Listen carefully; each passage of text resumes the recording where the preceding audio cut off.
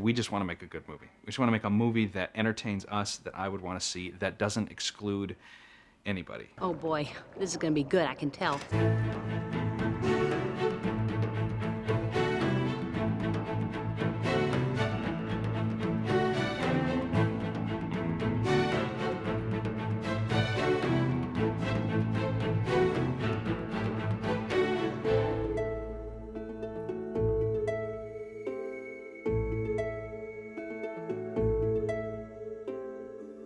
Final.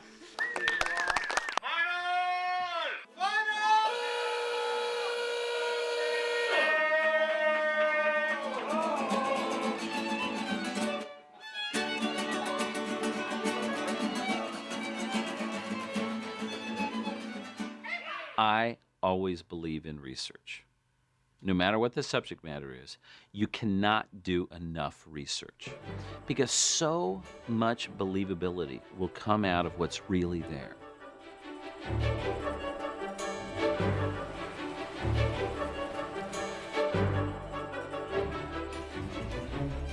I went on numerous field trips and research trips. Going to the museums to actually take fish out of the bottles and have a look at them close up. I went to every single person early on in the film and said, you have to get certified scuba diving, you have to go underwater.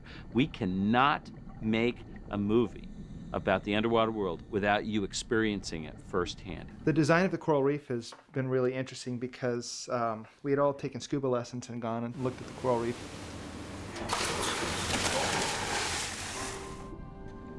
It was spectacular. Just experiencing the reality of a world like that has an enormous psychological impact and an impact inevitably on the work you begin to create. People came back just with these eyes like, it was amazing. You know, I said, I told you.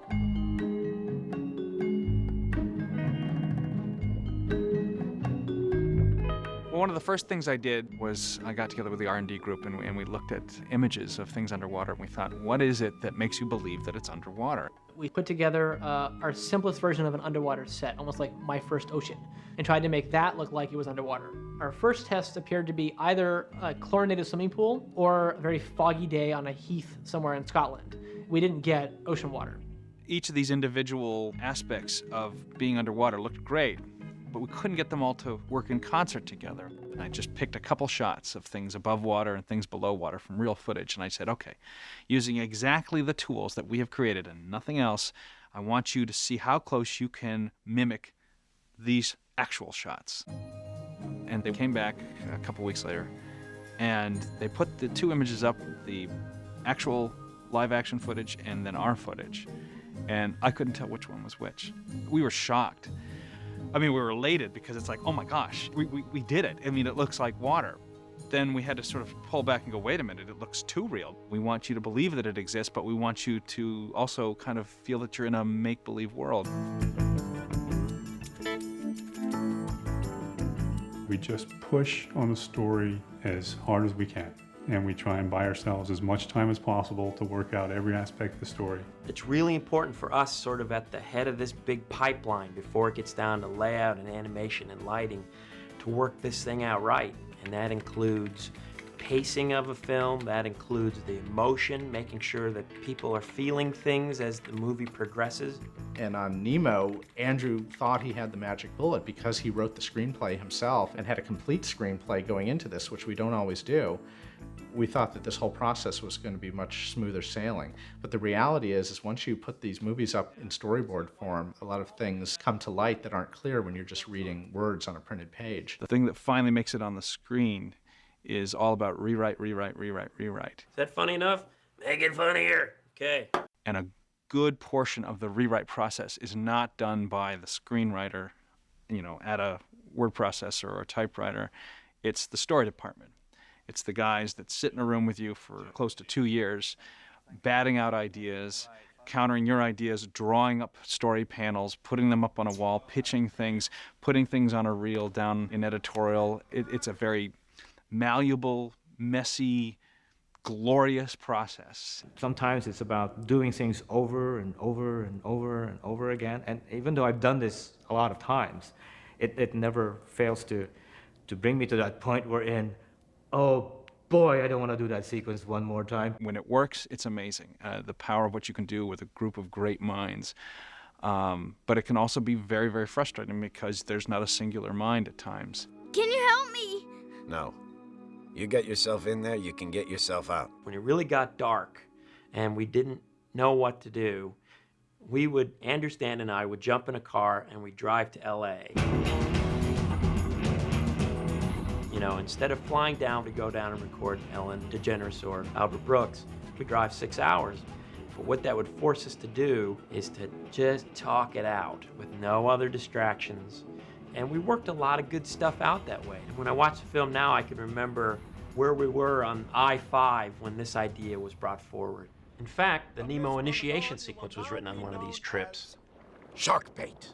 Shark bait! Ooh ha ha! Welcome, brother Shark bait! Shark bait! Ooh ha ha!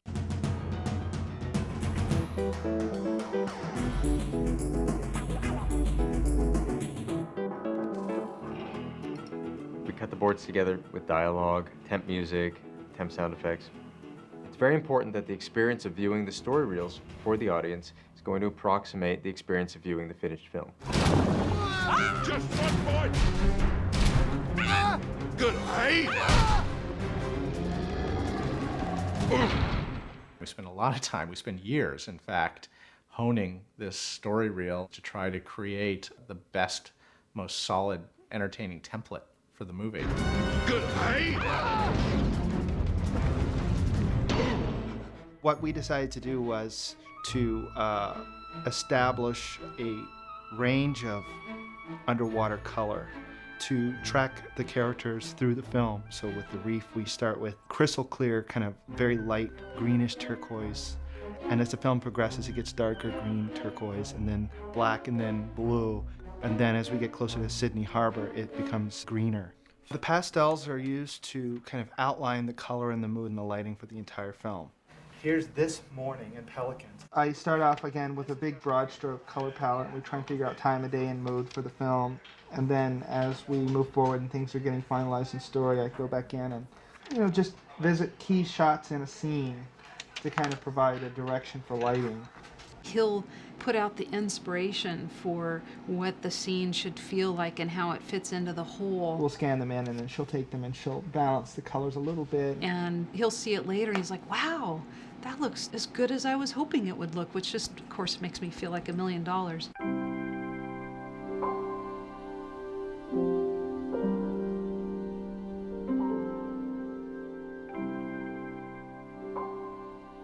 It was by trying to make a shot appear to be like you see when you scuba dive and you're underwater that we came up with a whole bunch of elements that were critical to making a shot feel like it was underwater, which include how it surges and swells back and forth, the particulate matter in the water itself, murk being the fall off of color, that water filters differently than air, the caustic lights, which is the light play from the surface that you see in the bottom of a swimming pool, the beams those things go through because water is so much denser than air, you can see the light shafts themselves.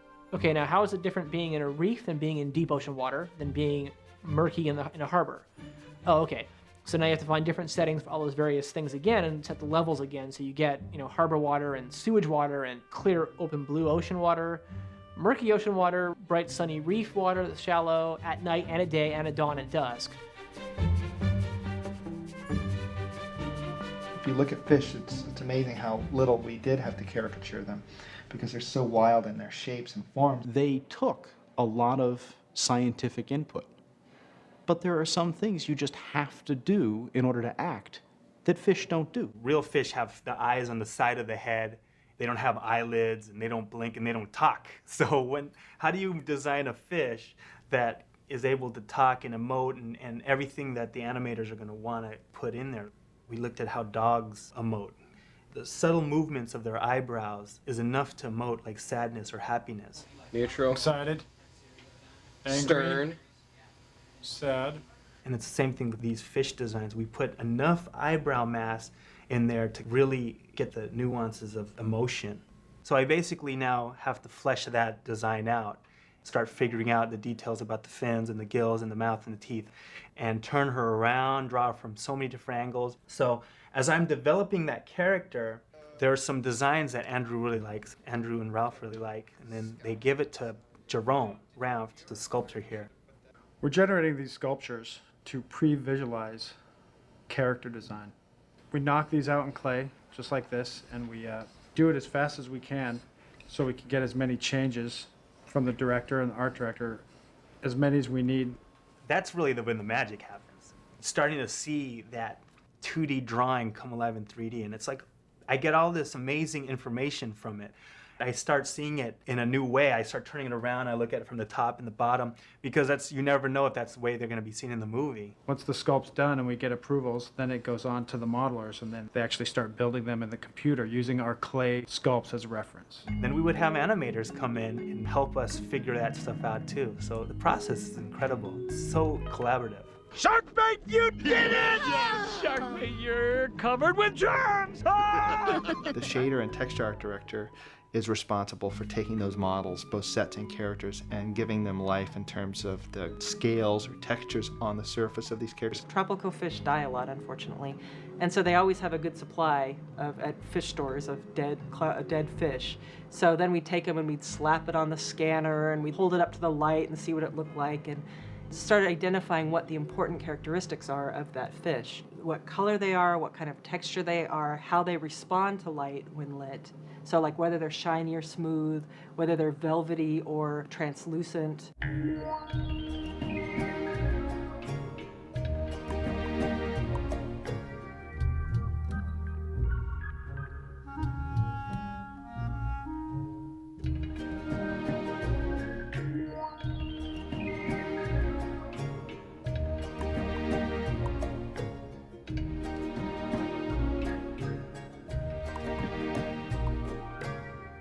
So you do like it, don't you? No.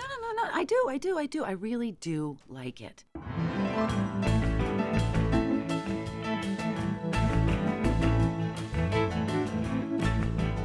We had, I think, this bag of tricks as animators for bipedal characters. We'd all carried around with us, even ever since Toy Story 1.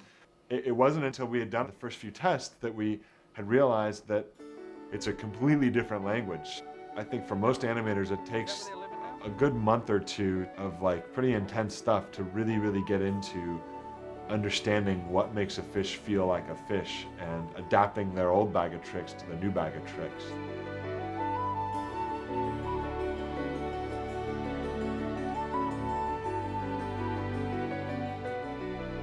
One thing I always equate it to is animating fish is like animating toilet paper underwater, but like muscular toilet paper. It's so loose and smooth everywhere, but then muscularly driven that's a hard thing to do. One of the first lectures I gave was on how fish move, and I was sort of amazed to get called back just 2 days later to sort of look over some of the things that they had dummied up based on my lecture. And this fellow was showing me how the fish moved and everything. I said, they can't move their pectoral fins like that. That won't look right.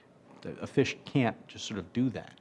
He said, you know, Adam, fish don't talk.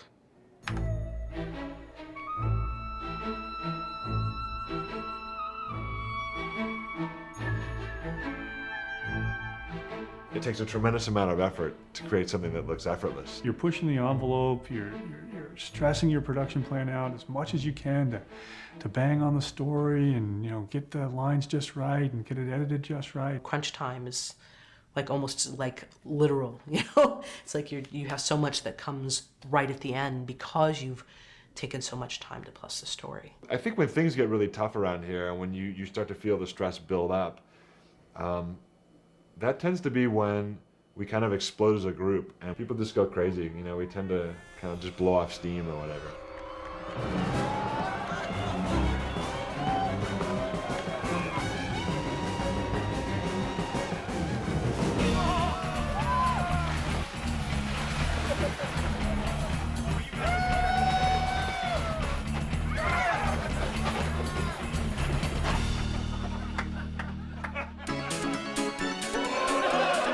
What happened when we moved to this big building is you don't see the people that you used to see all the time. And I think that a lot of us were missing each other and missing that collaboration. It's called the Ugly Contest. Basically, all of the men have grown mustaches. The women have put eyeshadow on from their eyelids all the way up to their eyebrow, like obnoxious colors. When they're in the building, they have to have it on. When they're outside the building, they can take it off.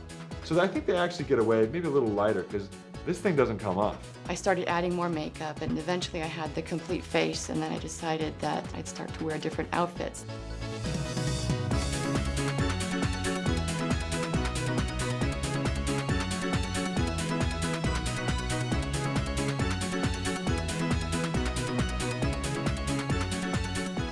As the contest went on, people were going out and checking each other out more often, and we did get around to each other's offices and chat and look at each other's work and get feedback and just had fun. Your hair feels so thick. I know. I pushed my belly button and pulled. Woo! That was fun! On the production, we have what are called shot briefings for the animators. And to be honest, all that is a fancy word for what all directors do with actors. You may be talking about what your character's motivation is, or simply you need to be swimming here, and you suddenly have to be at this point in the frame by the shot's over. Whatever the actor needs to make the scene work. I remember it. I do. It's there. I know it is because when I look at you, I can feel it. And I look at you and I'm home. I can say to you, she realizes she doesn't want to be lonely anymore. I don't think she's that articulate, and she understands even that clearly. But I think she's felt it. She just hasn't formed it, right? So it's like forming as she's saying it, right? So she's like, if you leave, it's like basically I will be lonely. But she doesn't even know that yet. She's just like it's going to be bad, right? There's definitely acting that comes from the voice talent, but it's really people's ability to get inside of that character. You have to know all about it in order to bring a character to life. Otherwise, the character's not alive, it's just moving. I locked the door, I closed the door, and I put up some pictures of different people or things in my life that were important to me that are gone now, and kind of put myself in that moment for a while, and it was a depressing day. But, and then after a while, after I was really kind of in the moment, I looped the dialogue and I kind of went with it, and then I turned on my little computer camera here. And I look at you and I'm home. So working from that has been a great help, and hopefully, since it's coming from a sincere place in me, when it's coming out of Dory in the film, it'll feel like it's coming from a sincere place from her as well. It's almost like when you show your shot, you're naked and you can't hide behind anything. So yeah, I haven't shown it to Andrew yet. It's there. I know it is because when I look at you, I can feel it. And I look at you and I'm home. She comes across more collected than I think we want her to come across as. My initial response is that you have to have a little more jerky left and right on top of your stuff at the beginning. Some hint, some tell that it's all falling through her fingers right there as she's talking. There's a lot of this back and forth that happens, and this super fine tuning, so that you get a really appealing character, and they always feel organic, and they never feel computery. It feels like he's locked in space, hanging from a hook right here. Did you try stretching his neck? Just like a half-beat pause. Oh, like that. He just swam. Oh, scoot, Just it's like, yeah. If we've done our job, you never sense the technology that's behind it. You just get the art out of it, and you get the entertainment out of it. I remember it. I do. It's there. I know it is because when I look at you, I can feel it. And I look at you and I'm home. Final! Yeah!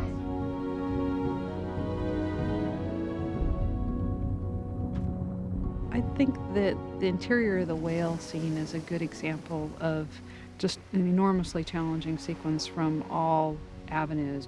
We're inside a whale mouth, most of the time underwater, and the whole whale is underwater, and it's at night. So where does the light come from? You have to invent something that looks believable, shows the action, makes the characters look appealing. It makes it really hard on lighting to have two main characters, one that's blue and one that's orange, in a blue environment, because you want the orange one not to go black because you're hitting it with blue light.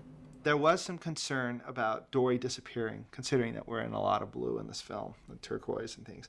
But that just goes to show you how terrific the lighting staff is here. Yeah, we're a little hot. So what color is your sunlight? That really super deep, dark blue. Get a good shadow of Squirt on the father when he's doing the head nod. Some of this might be in shadow from the cabin. Yeah. I'd say the most challenging part of my job is usually we have a lighting crew that's 30 to 40 people, and we're all trying to make the same movie. We're all trying to make shots that look like they could have all been lit by the same person. It looks awesome. Final.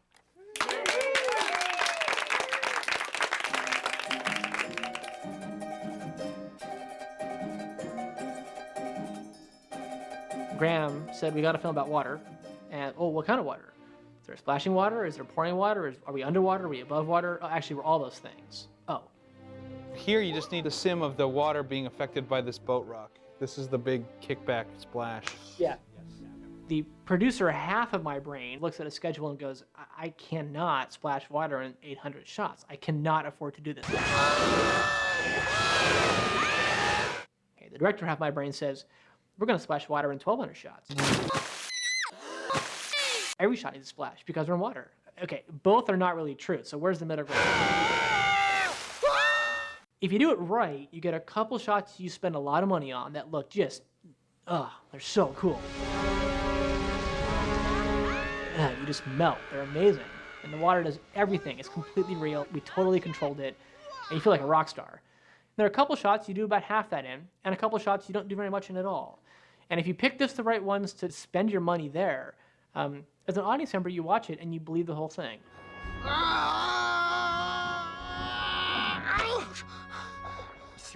Almost 3.5 years.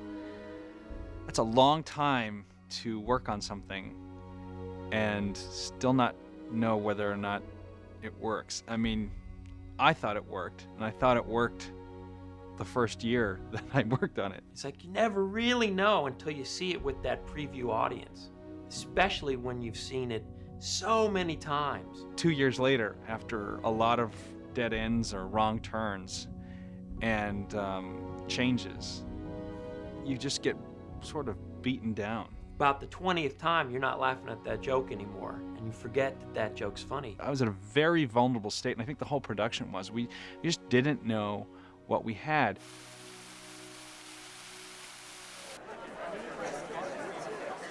So when those lights went down, my stomach was just churning, and I was practically hiding my face because I didn't know. Not only did the screening go well, they were the best 2 screenings we've ever had in Pixar's history.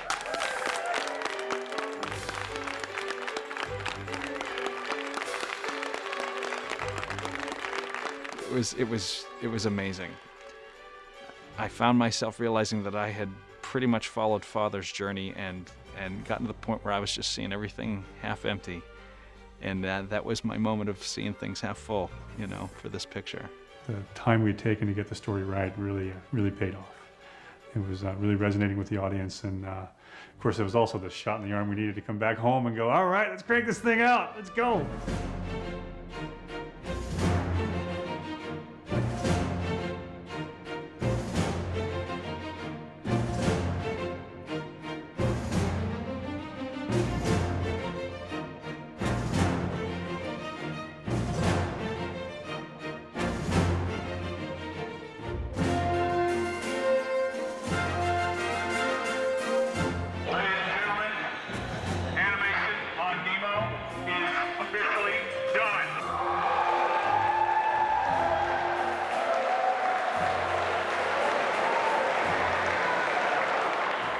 Take an audience to a place you want it to go and they get there, that's just unbelievably satisfying, because that means that all the stuff you spent doing for years and years and years actually worked.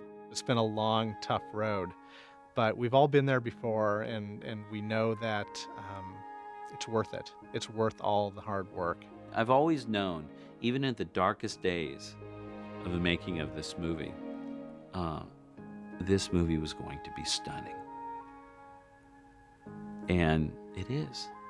Once the dust settled, I feel like, wow, Now, this movie isn't exactly what it was when I planned it, but when I watch it, it's exactly what I wanted to feel like. Dad, you can let go now. Sorry. Now go have an adventure. Bye, Elmo. Nemo. Nemo. Bye, Nemo. See you after school, Dory. Bye, Dad. Bye, son.